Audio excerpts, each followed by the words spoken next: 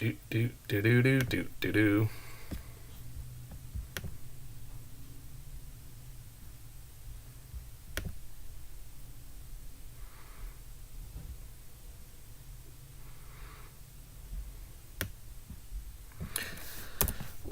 We'll do it live. Everything good? Live? Boop boop boo doo doo doo. Let's see. The most important. So yeah, today we're gonna talk about silver. Which title should we do here? The most important silver chart right now. Should we do explanation? Exclamation.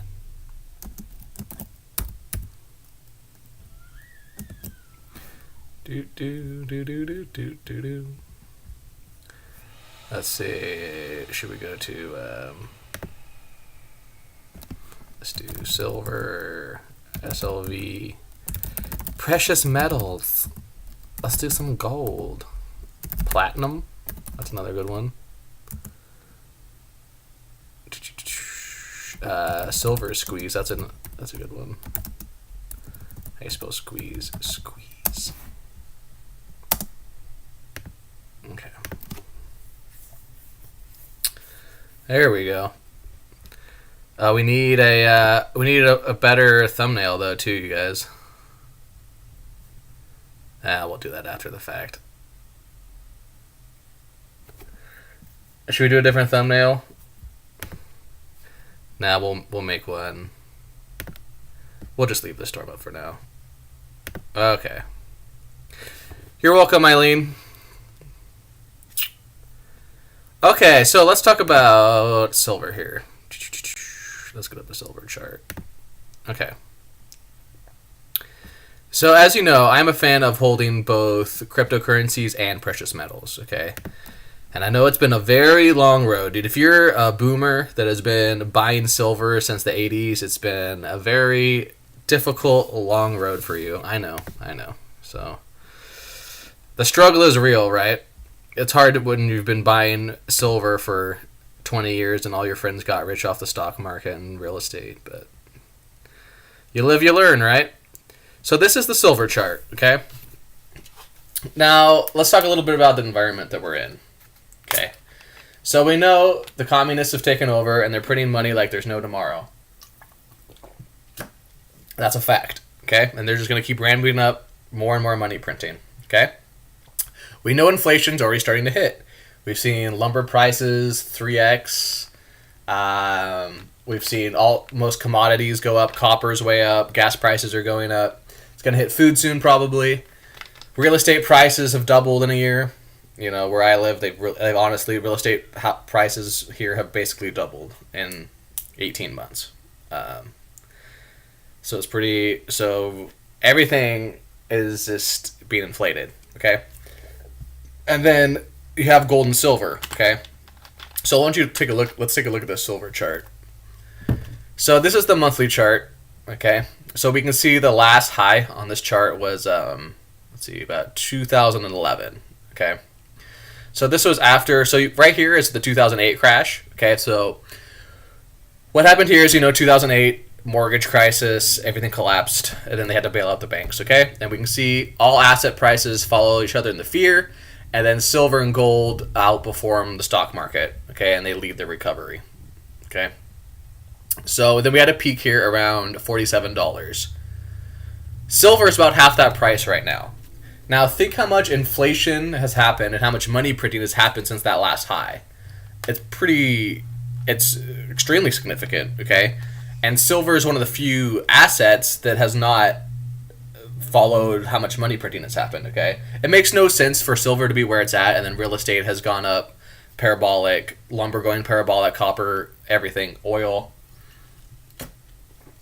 Part of it is manipulation, okay? If you want to learn about silver manipulation, a good one is Road to Ruta. So let's check out his, if we can find it.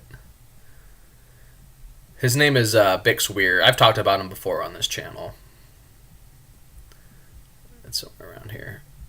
I can just do a quick search if I can't find it. Here we go. Road to Ruta. Okay. So if you want to learn about silver manipulation, I mean, he kind of repeats the same subjects, to be honest, so here, look. Today's video about silver suppression. He talks about it a lot, okay?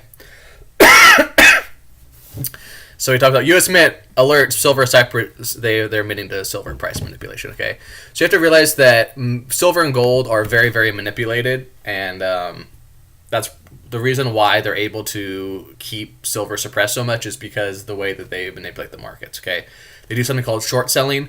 So basically, on the COMEX, which is where most price discovery happens for precious metals, they would do something called short selling, where basically they can print shares that don't really exist, and then they can do a naked short, okay? They do what's called a naked short. And it's a way for them to manipulate prices. And you can see that's already starting to break. If you go to, there's a huge disconnect. So let's go to goldsilver.com. And this happened actually during the COVID crash. So if you look at the COVID crash, there's something you should be aware of, okay?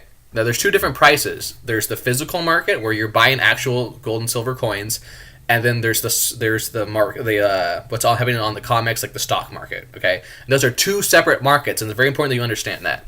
So if you look at this chart, it looks like silver crashed during COVID.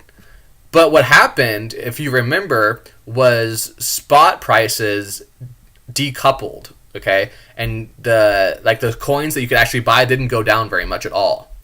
And then during the recovery, at one point, the spot market, like where you could actually buy silver coins, were about double what the market was. And this has continued. It's not double right now, but the spread has continued, okay? So let's look how much you can buy an actual silver coin for. I think they're about, let's see, so Eagles aren't the best. Let's see here, let's find. Well, the spread's not as bad as it was, right? So if you have like generic silver rounds, $32, the market price is $27. So there's not a lot of disconnect.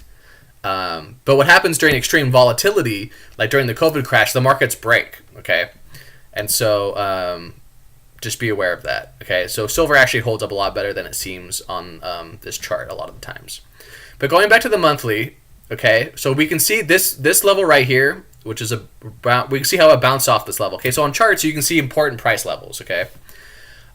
We can see on this chart that during the peak in 2011, it expected this price level multiple times. So you can see it bounced once, bounced twice. Well, here it actually bounced on the leg up, right? And this is what, about $28. So it bounced here, 1, bounced here, 2, 3, 4, and a little bit again at 5, and then it broke through and then had a long, drawn-out consolidation for years, okay? And we can see it bounced off of it several times. And so we can see just on the chart that it's a very important price level for silver for whatever reason, okay? And now we see silver ramping back up, and what is it doing? What's happening here? You notice? You see what I see? This is the same price level that it respected. What's it doing? Bounced off of it, maybe bouncing off of it again, okay? But you can see it's the opposite. What's happening here? Instead of bouncing off of it again to the downside, it's curling up and pressure is building. So here's the opposite. This is pressure building to the downside, okay? This is distribution, okay? And then it breaks that, and you can see as soon as it breaks that important price level, there's a cascade, and then there's just a downtrend, okay? Here's the opposite. Uptrend starts, it's building pressure, and then slowly but surely, within a few months, I think, it's going to break that to the upside, okay? So what it might look like is something like this, okay? We could break it now. We don't know when it's going to break this price level. If I had to guess, it would come back down again for a few months, maybe do this sort of thing, and then we'd get the big sort of pump, okay? Once we break this price level, I expect a surge, and I expect all-time highs within a short amount of time, relatively, okay? And so I think now is a perfect time to be accumulating silver, okay?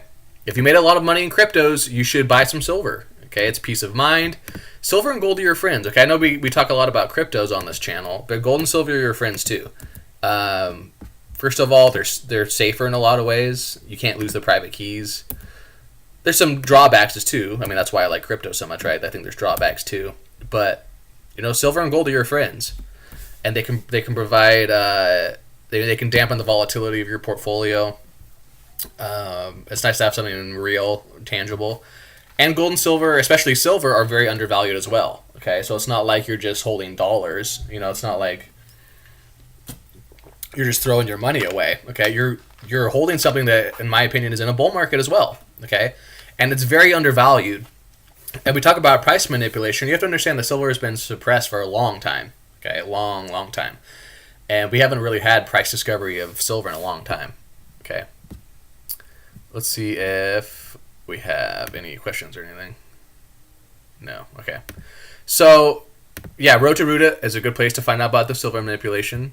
Gold, silver, also a good place to learn about silver. Okay, you can learn about some of the manipulation as well, and learn about how it's done and stuff. Okay, it's very good. And then what else did I want to say about silver? I found a really good place to buy online is Bullion Star. Is that what it's called? So I made an LLC account with here. Let's see. Yeah, Bullion Star. Okay, so they're based in Singapore. So far, I've had a really good experience. You can pay with cryptos, which is what I do a lot of times. I just pay with my Bitcoin Cash wallet, and I was able to make a business account here within like 5 minutes. Okay, I just went to just sign up, and I just made it. I went to a business account here. Let's see. Yeah, you go to business, and I just put in my email, made a password, other, because it's an LLC, and I didn't have to talk to anyone or anything. It was really good, and they have you have the ability to put it in a vault and stuff too. So I got silver shipped to me, but you can just put it in a vault if you feel secure that way. I think it's got insurance and stuff, and it seems like a good company. So I don't know how trustworthy it is. If you like, let's see if we can. Do I still have Veritasium? I'd probably hold off on using Veritasium for now because they don't have a lot of liquidity. I don't think they even have silver right now, but you can buy gold on Veritasium. But this is for advanced users. This is people that are used to cryptos and know how to use MetaMask, and they're familiar with storing their own keys. But what this is it's a way to buy precious metals on the blockchain, basically. Okay, so how it works is they have gold in a vault, and then you're buying tokens that represent that gold in the vault. Okay. Are these available to buy right now?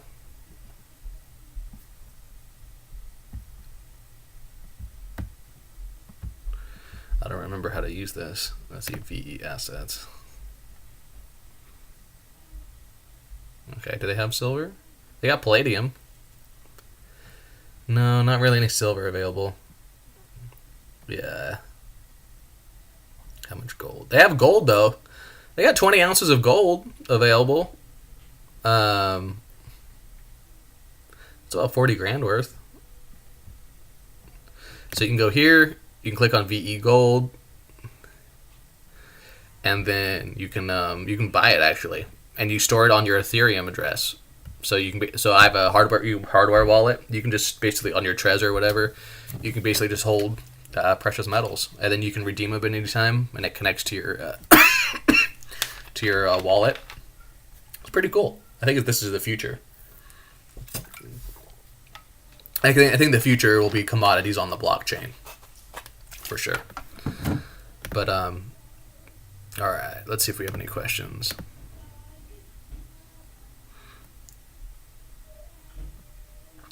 Yes, Sydney, I only buy actual properties. REITs, I don't know much about them. They could be good. I don't know. Personally, I like to control my own assets. I think REITs might be good if you're very passive. And I don't know how trustworthy they are. You have to realize that we're in shark-infested water, okay? And the system is designed to take advantage of you, okay? And so if there's a systematic collapse or real estate collapses or something, you have to make sure it's a reputable company and you actually own shares When you buy a REIT, I want to know, is it a reputable company, what their portfolio is, and I want to know, is it trustworthy, right? You have to realize that a lot of the stocks you're buying aren't one for one. And so let's say there's like 100,000 Apple shares. When you go onto Robinhood and buy a share, how do you know that that's one of the 100,000? Okay, so similar to what they do fractional reserve lending with banks and loans, I think they're doing that with stocks as well, and it's been proven actually. Companies have been found guilty of this, and then fraud is that they're basically doing fractional reserve stock shares. Okay, so I'm not saying REITs are a bad thing. I'm saying for me, I'd rather have control of it. Okay, it's more work, right? You're gonna have to manage the property, but you can hire property managers and things like that. You're gonna have to. It's more effort, but you're gonna get more of a return on your money. REITs, I can't imagine you get more than 3-4% like dividends. It's probably not even that much. I don't even know. Again, I don't know much about them. Whereas if you buy the right rental property, you can get at least 10% on your investment, right? Instead of again, it's more work. You're gonna have to find the deal, structure the deal, manage the property, things like that. But I would just look into it. You know, there's probably courses online. Take an REIT course. Let's find. Just do a quick DuckDuckGo search. Are REITs right for me? Because again, I don't know much about them. They could be great, but let's see.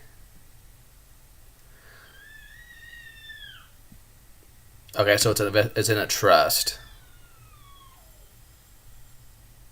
Interesting.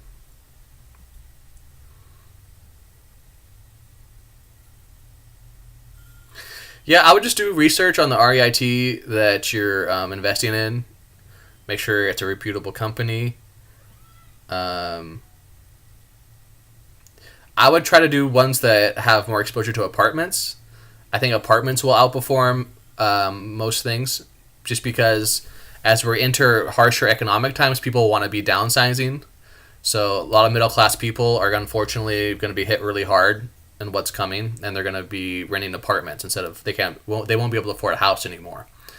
Also, retail is getting hit by COVID and by things like Amazon. So people think about people's consumer habits. People don't go to the store as often as they used to. They use things like Amazon. People even get their groceries delivered now, and so retail takes that hit. And then you also still have COVID restrictions. What if they try to lock us down again? Commercial buildings will get hit hard again, because that's where all the stores are commercial properties. You know what I mean? So people aren't going to office space and stuff like that as much anymore. Similar thing with office spaces. People are working on Zoom more. It's not just COVID; it's a longer term trend. People are working from home, and so office, I'm more bearish on as well. Okay. Again, if you're gonna invest in property, I think that what I'm personally want to buy, what I would buy if I were you is like low income, not necessarily low income, but things like apartments, and then also like multifamily. Okay, so like a duplex, triplex, quadplex. But the best bang for your buck, if you can do it, or at least have exposure to it through the REIT, I think is apartment complexes. Okay. Now maybe like you could do like nicer vacation rentals or stuff like that, where like richer people go and they rent like oceanside, apartments in like Florida, and you're getting the income from that. I think that could be good too. But I think apartments would be best.